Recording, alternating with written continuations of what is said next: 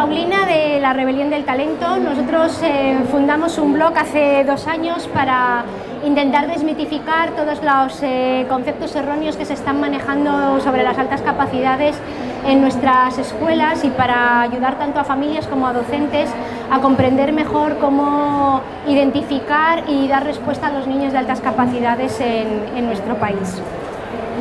Tenemos un problema muy importante de identificación. De hecho, las cifras que arroja el Ministerio de Educación nos hablan de apenas un 0,29% este año, lo que es irrisorio, porque incluso manejando un concepto ya superado de que los niños de altas capacidades deberían ser aquellos que superan un CI de 130, en ese caso estaríamos hablando de un 3% y ni siquiera así estamos llegando. O sea que tenemos un problema importante de identificación de los niños de altas capacidades, y en eso también tenemos responsabilidad las familias, porque como no sabemos identificar esos rasgos, tampoco solicitamos en los colegios, ni presionamos, ni hacemos hincapié en que se evalúe a nuestros hijos para que posteriormente obtengan una respuesta educativa a su altura. Eso genera que en nuestras escuelas y en nuestras empresas, en nuestra sociedad en general, estamos hablando ya de un déficit de talento. En las pruebas PISA, en España los alumnos excelentes alcanzan apenas un 8% del alumnado, cuando el resto de los países de la Comunidad Europea están en un 24%. No creo que en España seamos menos capaces en ningún sentido ni por ningún concepto genético, sino que sencillamente lo que demuestra es que las escuelas tienen dificultades para sacar a la luz el potencial de nuestros alumnos.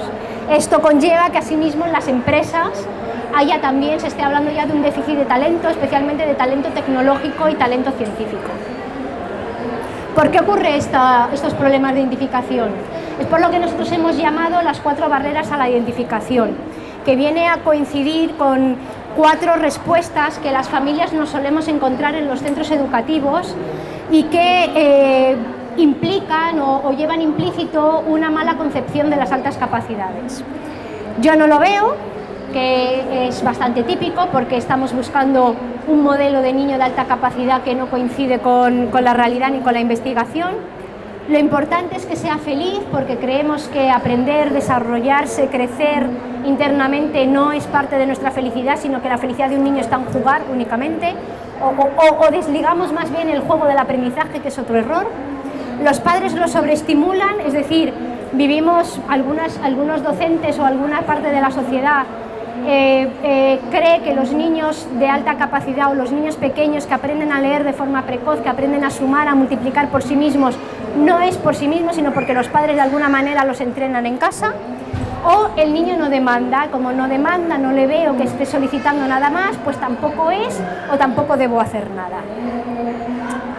Vamos a abordar cada uno de estos mitos uno a uno para que vayamos teniendo también herramientas y una mejor comprensión del concepto de altas capacidades.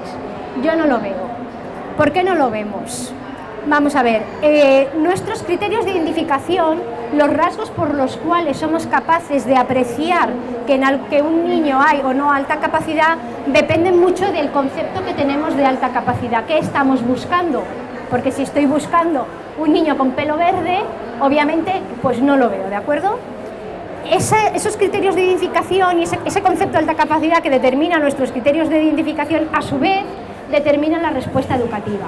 Vamos a ver cómo en España, y especialmente en la Comunidad de Madrid, estamos manejando un concepto de alta capacidad, unos criterios de identificación y una respuesta educativa que son erróneos, en el sentido de que están muy alejados de lo que la investigación científica nos dice debería ser. Nuestro modelo de identificación indica que son las nominaciones de los tutores los que deben derivar en una evaluación psicopedagógica al Departamento de Orientación Educativa de los centros, y estos determinar la respuesta educativa. Es decir, todo queda en manos del tutor, pero el tutor, nuestros maestros, no tienen absolutamente ninguna formación en alta capacidad, salvo que se hayan formado por su cuenta después de la facultad, pero en la facultad no hay temario sobre alta capacidad. Tampoco en muchas ocasiones los orientadores, que apenas dan algún modulillo, y tampoco ni siquiera en psicología, es decir, que no es un campo que esté estudiado desde la universidad. Por tanto, no podemos o antes de que sean los tutores los que nominen, deberíamos al menos formarlos. Estos tutores nominan en función de un concepto de altas capacidades que en realidad compartimos toda la sociedad, pero que no está basado en la ciencia, sino en determinados mitos y en creencias que hemos ido arrastrando derivadas de las primeras investigaciones sobre alta capacidad del siglo XIX, o sea que llevamos 2 siglos de retraso. Y ellos suelen conceptuar a los niños de altas capacidades como niños que destacan en todas las áreas, son buenos en lengua, en matemáticas, en ciencia, en dibujo, en todo, en ortografía, en cálculo, etcétera. Tienen alto rendimiento académico siempre, son niños de sobresaliente en todo, tienen buen comportamiento, son organizados, ordenados, aplicados, nos presentan los deberes a tiempo, se acuerdan de las tareas, son los primeros en acabar y además tienen una alta motivación por aprender, están siempre preguntando y son los primeros en querer responder ante cualquier pregunta del profesor. Esto, cuando un profesor ve a este niño, entonces dice, uy, lo voy a derivar a la evaluación psicopedagógica. ¿Y qué pasa ahí?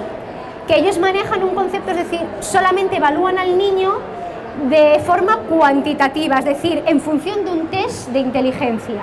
Esos tests evalúan al niño en distintas áreas, el área lingüística, el área visoespacial, el área lógico-matemática, memoria de trabajo y velocidad de procesamiento, por lo general. Esas áreas, las puntuaciones en estas áreas se miden en percentiles y nos dicen si un niño está en percentil 70, 75, 90, 95, 98, 99, el máximo es 100, bueno, el máximo es 99. ¿Qué pasa? Que, bueno, luego la media ponderada de todos esos percentiles nos dan un valor que se llama CI, cociente intelectual, ¿de acuerdo? Bueno, pues en nuestro país solamente utilizamos el CI, la media, que además decimos que tiene que ser superior a 130 para considerar que un niño es de alta capacidad.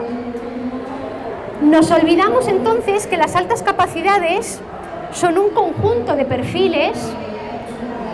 Bueno, esto que os pongo aquí, esta gráfica, es el modelo de Castelló, que es el que inspira la legislación española.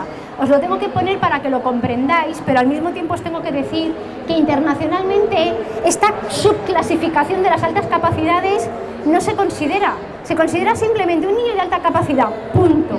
Todo lo demás nos muestran un retrato del niño en un momento dado y bajo una visión psicométrica, es decir, estamos evaluando a un niño en función de la respuesta a un test en un momento determinado, en un contexto determinado, lo cual es del todo inapropiado, porque ninguno de nosotros somos una foto fija.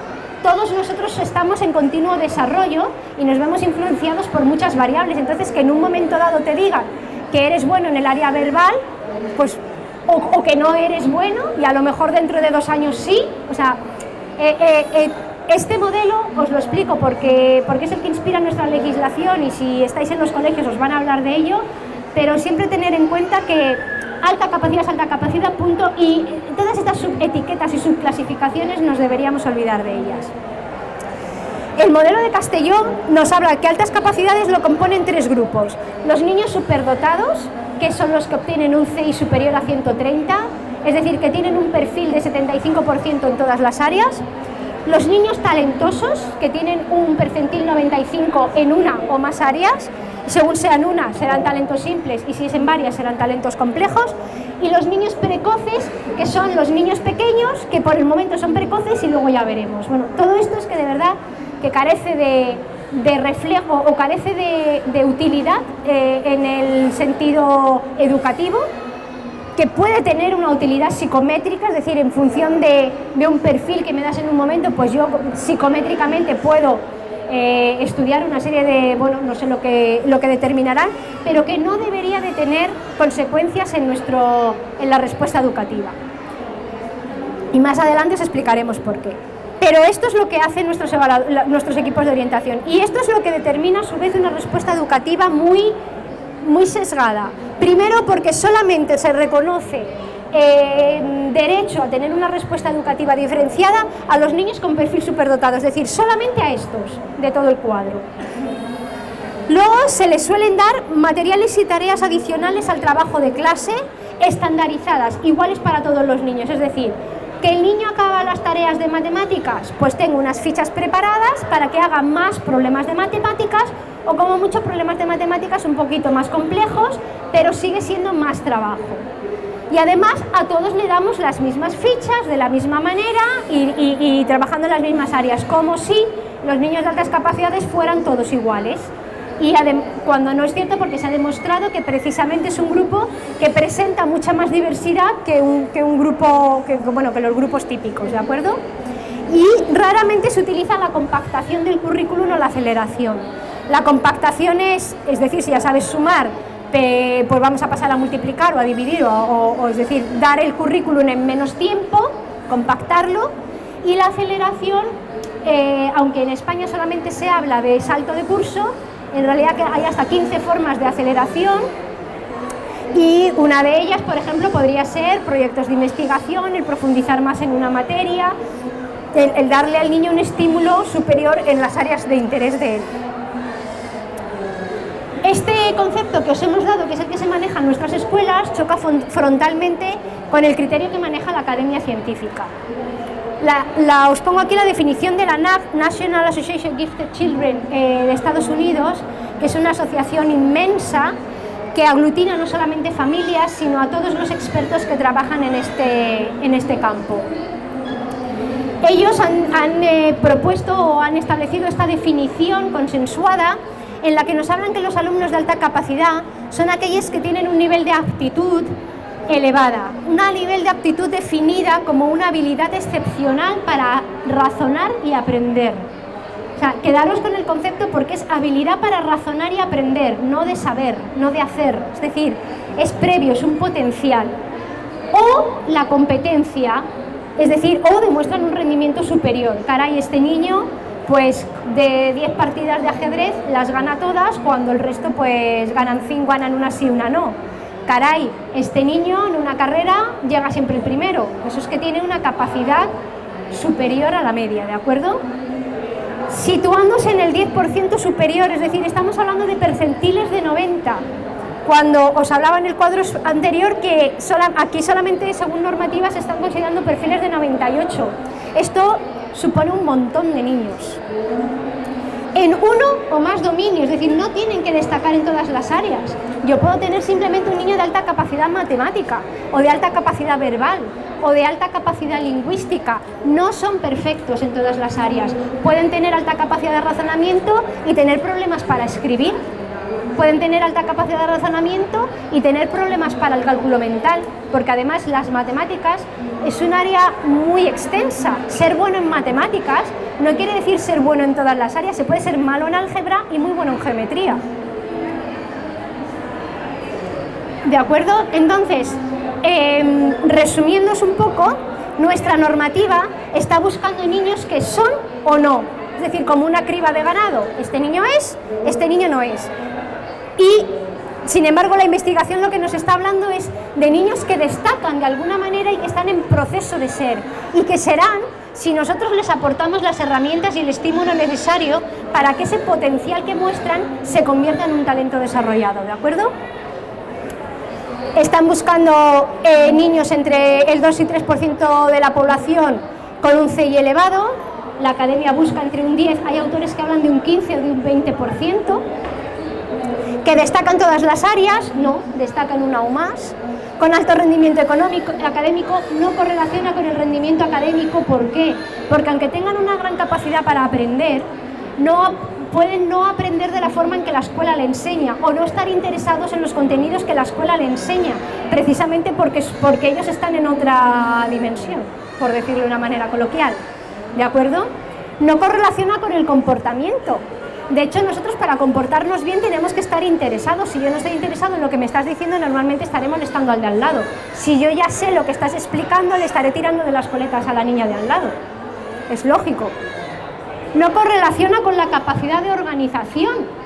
Es que podemos tener, o sea, la capacidad de organización, la motivación, los intereses, la capacidad de esfuerzo, de trabajar, son fortalezas internas personales que no tienen que ver con nuestra capacidad de razonamiento. Si tenemos ambas cosas, mucho mejor, pero la capacidad de organización se puede trabajar, está ligada además a nuestra motivación y la motivación a nuestros intereses.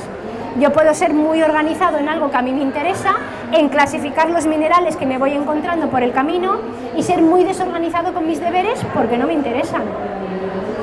Cualquier persona adulta es igual, o sea, yo conozco mucha gente muy organizada que son líderes, son directivos en sus empresas y no organizan su armario. O sea, no, es que son dos cosas diferentes. Ellos hablan de alta motivación, pero no entendemos que la motivación está siempre ligada al interés. O sea, la motivación no es algo continuo y que se manifiesta en todas las áreas. Yo me motivo en las cosas que me interesan y no me motivo en las cosas que no me interesan, pero eso seas de alta capacidad o no, eso le pasa a todas las personas, ¿de acuerdo?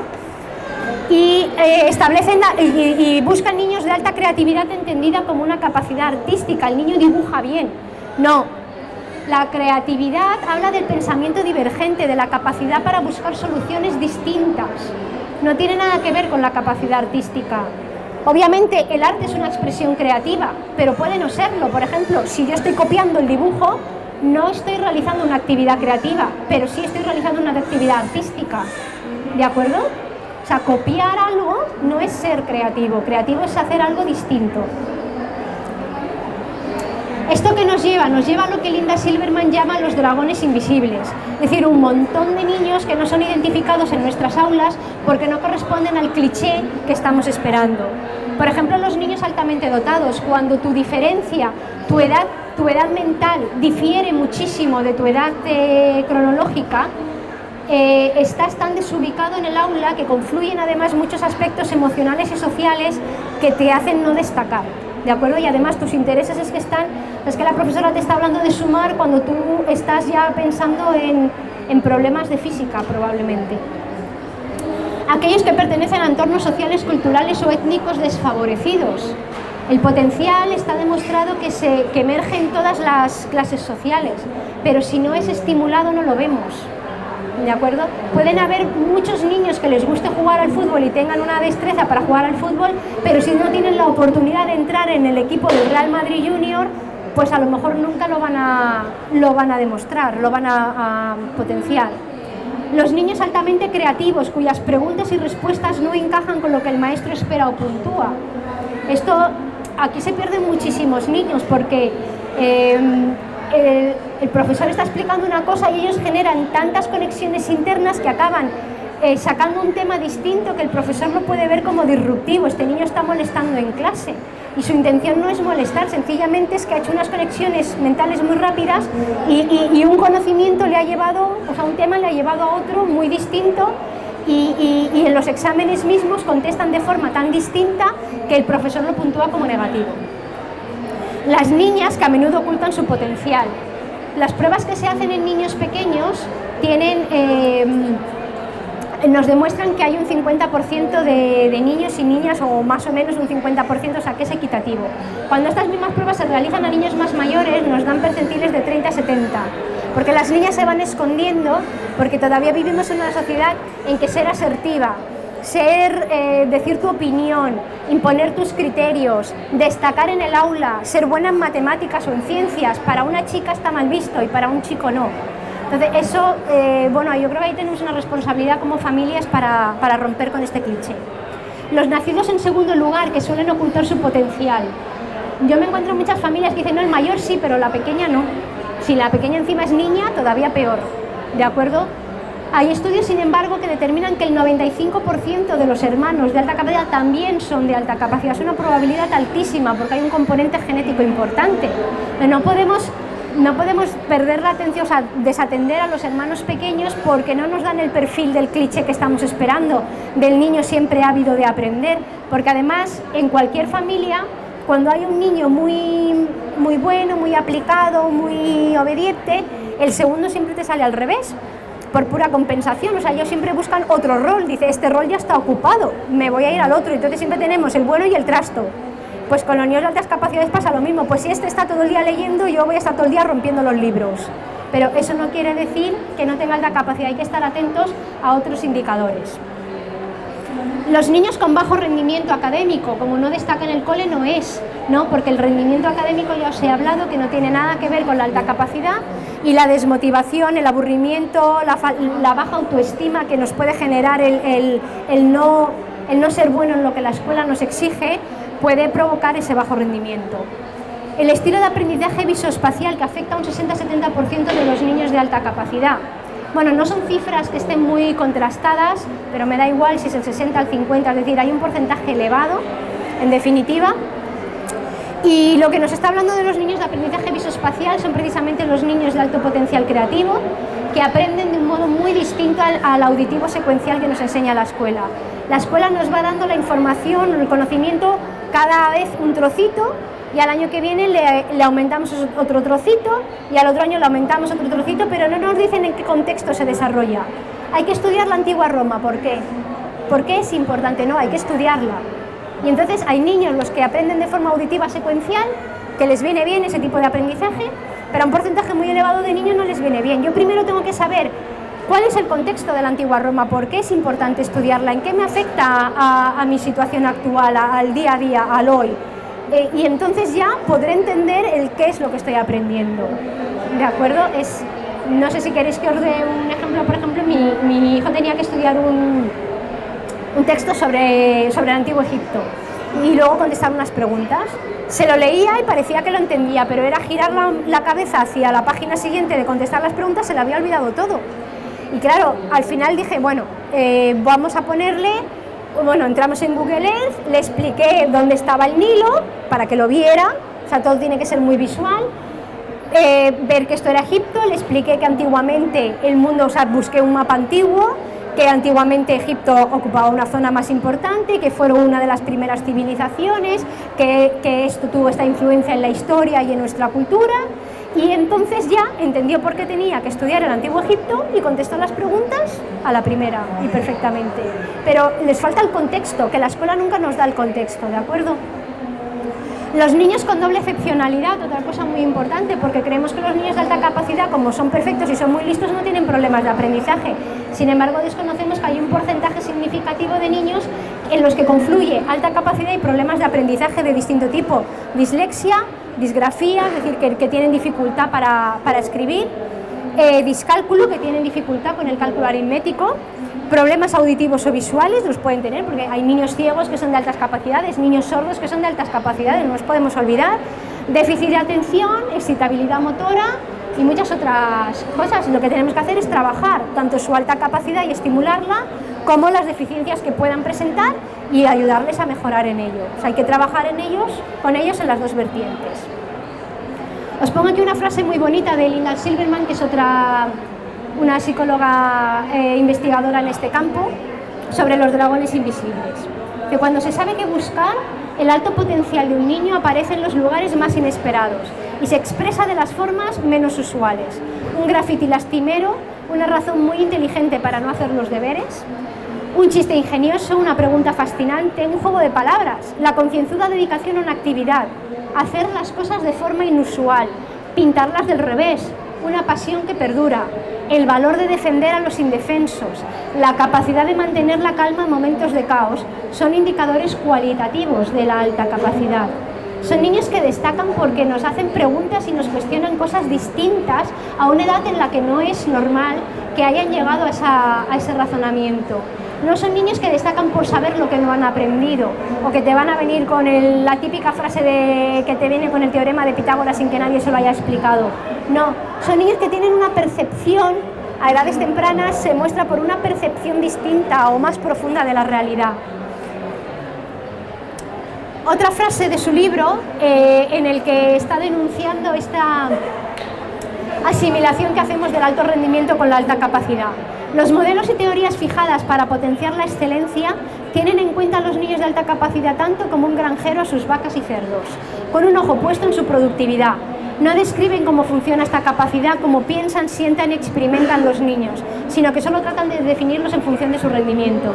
Es muy peligroso que estemos siempre exigiendo a los niños de alta capacidad un alto rendimiento, que lo sepan todo. ¿Cómo eres tan listo y no sabes esto?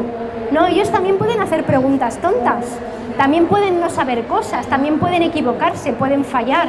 Son niños, están aprendiendo, ¿de acuerdo? No están siempre al 100%, ninguno de nosotros lo estamos. y no podemos estar exigiéndoles que demuestren continuamente que son listos o su alta capacidad en función de su rendimiento. Esto es un error y genera a ellos una responsabilidad añadida que puede provocar en algunos de ellos rechazar esa alta capacidad, y te pueden venir con 7, 8, 9 años y decir: mamá, yo no quiero ser listo, quiero que me apagues el cerebro. Así, en lugar del alto rendimiento, ¿qué habilidades podemos identificar y desarrollar en nuestros estudiantes? La curiosidad. Son niños que lo preguntan todo, pero preguntan cosas que a muchos nos pueden parecer inusuales. ¿Por qué no se caen las estrellas? Por ejemplo, no se me ocurren ahora muchas más, pero hacen preguntas sobre cosas que nosotros tenemos asumidas, que nos parecen normales, que deberían ser así, y sin embargo, cuando ellos te las preguntan te das cuenta de que no tendríamos por qué asumirlas, que se podrían ser de otra manera, o que deberíamos preguntarnos el por qué. A mí siempre me están preguntando cosas que digo: no lo sé, búscalo en Google, porque es que de verdad no lo sé. Una elevada capacidad de razonamiento, la capacidad de observación y atención a los detalles. Cuando a un niño le preguntas, esto es un caso real de un examen, nombra 5 cosas que te puedes encontrar en una selva, y la mayoría de los niños dicen: palmeras, leones, cebras, el sol, árboles, ¿de acuerdo? Plantas, cosas evidentes que todos vemos en un primer nivel. Pero un niño te contesta: lianas, raíces, hormigueros, insectos. Son cosas que están en un segundo nivel, porque tiene una capacidad de observación superior. O el niño que te hace un dibujo más o menos normal y bueno, pues de un niño propio de un niño pequeño en un folio, pero en una esquina se detalla en dibujar un hormiguero con todos sus detalles. Es una capacidad de observación y de detalle superior. La capacidad de síntesis y conexión de ideas, que cuando son muy pequeños puede ser tan rápida y compleja que pueden no ser capaces de explicarlo, y te salen con cosas totalmente que al principio nos parecen absurdas, pero si tú les preguntas de dónde vienen y les das la oportunidad, te lo van a explicar, pero muchas veces nos resultan muy absurdas. Capacidad organizativa, autoorganización y liderazgo. También puede ser un rasgo de la alta capacidad. Niños que están siempre organizando a los demás, organizándose a sí mismos. La creatividad o la capacidad para resolver los problemas de forma inusual. La imaginación y la inventiva. Son niños que pueden estar siempre inventando juegos distintos, que no se atienen a las reglas del Lego, que cuando viene el Lego no hacen la figura que viene, sino que hacen otra diferente, la que ellos quieren. Implicación por la tarea, persistencia y responsabilidad. Ojo, no siempre en sus áreas de interés, en lo que a ellos les gusta. Por ejemplo, me gustan los minerales y me puedo hacer una súper colección de minerales y aprender todo sobre minerales, pero luego la profesora me pone los deberes y no hacerlos. Ah, pero este niño no era muy responsable, sí, en lo que él quiere. Oye, nos pasa a todos. Es que ellos no son máquinas, son personitas como nosotros, ¿de acuerdo? Mezclar, experimentar, inventar. Bueno, esto es: mamá, ¿y si pongo esta salsa aquí, mezclo este ingrediente con esto otro? ¿Y si pongo aquí un poco de arena y este agua? ¿De acuerdo? Visión estratégica. Juegos como el ajedrez, el 3 en raya, la oca. Vas a ver que ellos no juegan de una manera automática. Están buscando siempre una estrategia para ganar. O sea, ellos no actúan a cada paso. Van a intentar siempre engañar al otro o siguen una estrategia. Capacidad artística y musical es otro indicador. La iniciativa, el emprendimiento y la capacidad ejecutiva. Esto es muy importante y muchas veces desatendido, porque es algo que en la escuela no nos dan oportunidad para desarrollar. Sin embargo, muchas personas de alta capacidad lo son precisamente por ese rasgo. Steve Jobs no destacaba en la escuela, en la universidad, no era un genio, pero lo que sí que tuvo es la capacidad de iniciativa y el emprendimiento para montar lo que montó. Por encima de, bueno, todos sabemos, o cuando hemos visto la película de la historia, que realmente técnicamente el Apple lo desarrolló su compañero, pero quien tuvo la idea de montar ese emporio fue él. El talento académico, por supuesto, no podemos olvidarlo, es decir, aunque estemos hablando de que no hay que medirlos por su rendimiento académico, que duda cabe que hay muchos niños de alta capacidad que obviamente tienen alto rendimiento académico. Importante, Los niños de altas capacidades no cumplen todos los requisitos, no tienen que tener todo esto, tienen que tener algunos o muchos de ellos, ¿de acuerdo? Pero no todos. Se puede ser de alta capacidad y ser muy desorganizado siempre en todo, perfectamente. ¿Desde qué edad podemos observar algunas señales? Pues desde muy pequeños. La evaluación psicométrica se puede hacer desde los 3 años, aunque en los colegios nos dicen que no, que hay que esperar, que se puede hacer desde los 3 años y en la Comunidad de Madrid se puede ir al Departamento de Atención Temprana y solicitar una evaluación de alta capacidad, ¿de acuerdo? O sea, que eso que lo tengamos muy claro porque muchos profesores nos dicen que no, que el niño puede ser precoz, pero luego se le pasa, o sea, no, el que es precoz es o sea, las altas capacidades son precoces por definición, o sea, se trata de que tienes una edad mental superior a tu edad cronológica. Ahora, que luego se te pasa, pero luego se te pasa porque te adaptas al grupo, porque no te han desarrollado un potencial que tenías inicialmente, pero no, que no nos engañen diciendo que es que hay unos que son precoces y luego se igualan de forma natural. No, se igualan por presión del entorno o por falta de acción del entorno. Otras señales que podemos ver desde que son muy bebés, están inusualmente alerta. Yo todavía, a lo mejor hay, pero todavía no conozco ningún padre de alta capacidad que me haya escrito tal, que me diga, no, mi niño de pequeño era súper tranquilo. ¿A que no? Me decís todas. Es que son niños muy demandantes, se les llama también de alta demanda. Es que de día no duermen, o sea, es que lo quieren ver todo, tocar todo, no están en el cuco tranquilitos, no están viendo el carrusel tranquilitos, al menos no mucho tiempo. Necesitan mucho estímulo todo el tiempo. Muestran ansias por lo nuevo y por conocer desde la cuna. Bueno, mi hijo se salía de la cuna directamente, yo me lo encontraba en el pasillo y no sabía, digo, ¿pero qué haces aquí? Es que no sé ni cómo salía. Duermen menos o duermen excesivamente, se dan los dos extremos. ¿Por qué?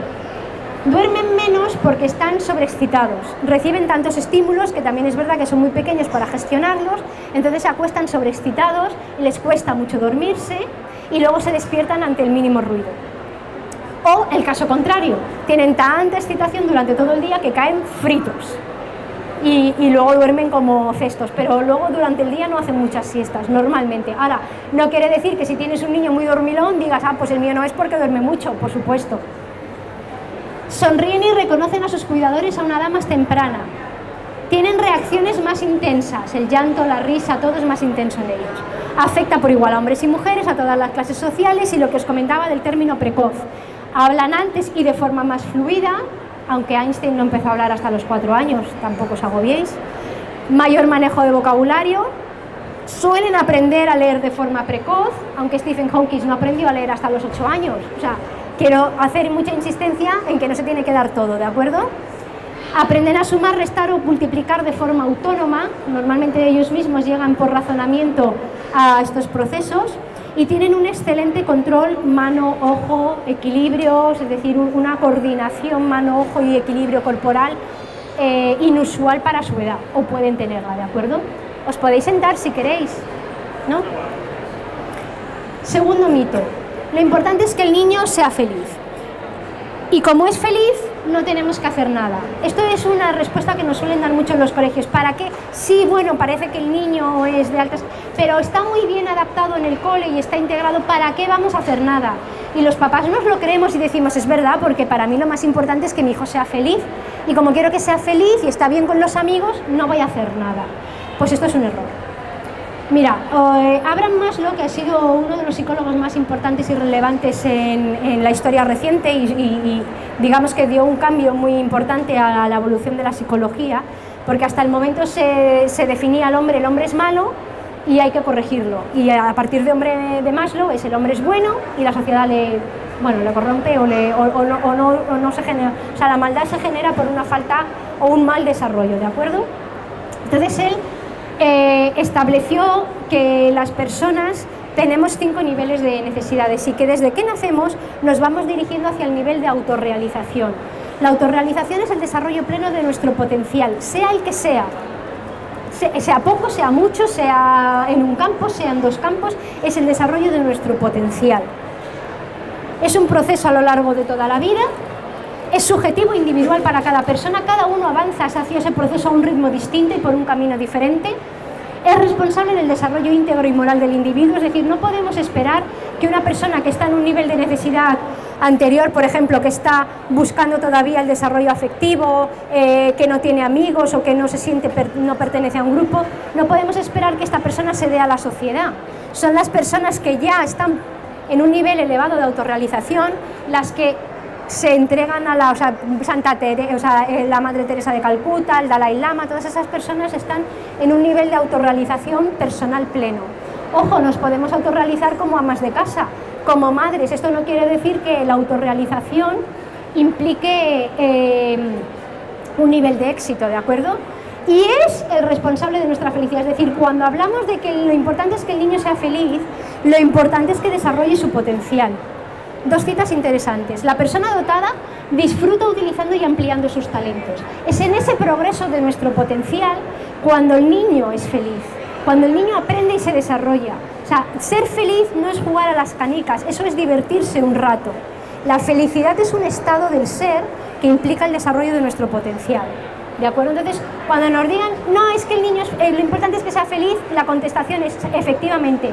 Y como lo importante es que sea feliz, lo urgente es que desarrolle su potencial. ¿De acuerdo? Los padres lo sobreestimulan, otra de las respuestas que nos solemos encontrar. Ni me voy a detener porque es que es un absurdo.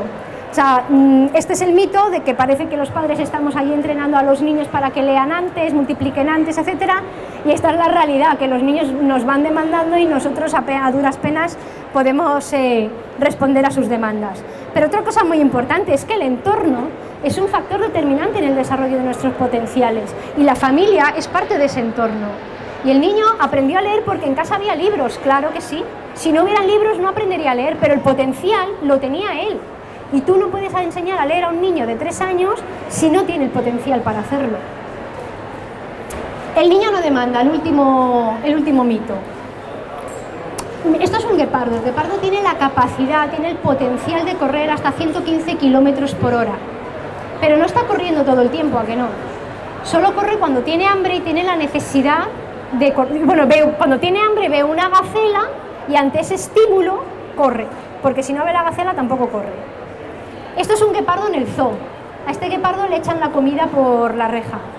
¿Vosotros creéis que este guepardo corre a 115 km por hora? ¿Y a 90? ¿Y a 30? No corre en absoluto, pero sigue siendo un guepardo, ¿no? El potencial lo sigue teniendo. Y si este guepardo le soltamos en la selva de repente, ¿va a correr? Vale, pues esto es lo que decimos. Cuando llevamos a los niños en primaria mucho tiempo, sin estimularlos, luego en secundaria surgen los problemas, entonces un profesor bien intencionado le pone un proyecto y el niño no responde al proyecto. Ah, pero es que yo le he puesto un estímulo, pero es que ni aún así, es que el niño no quiere hacer nada. Digo, a ver, es que le tenemos, o sea, hay que seguir insistiendo, el niño no se va a activar, no hay un botón y pum, y me activo. Es que el niño le tenemos en estado off muchos años y hay que trabajar muchísimas más cosas para que ahora se active. Es decir, tenemos a los niños en una especie de zoo, de jaula. Esta es una escuela tradicional donde se define el currículum, se define lo que tienes que hacer en cada momento, cuándo lo tienes que hacer y de qué forma. Entonces el niño está como en una jaula, no puede desarrollar su potencial porque no tiene cabida y le van echando los conocimientos en el ritmo que el profesor decide, ¿de acuerdo? Esto es un cole moderno. Pues son los coles que tienen muchas actividades y tienen iPad y pizarra digital y actividad aquí, actividad allá y tengo que cortar. ¿Vale? Entonces, en lugar de esto, que por muy bonito que sea sigue siendo enjaulado y en lugar de forzarle, lo interesante es tentar al niño para que avance. Es decir, poniéndole siempre estímulos para que él avance si quiere, como cuando le enseñamos a caminar. Y lo dejamos aquí, que no tengo más tiempo. ¿Alguna pregunta? En el blog, que os dejo aquí la dirección, ACC, la rebelión del talento, podéis encontrar todos estos conceptos porque están todos allí desarrollados, mito a mito, o sea, yo no lo veo, el niño no demanda, etcétera, cada uno es un artículo. Hay también un documento que lo engloba todo y además allí está publicado mi Gmail para que me podáis preguntar lo que queráis.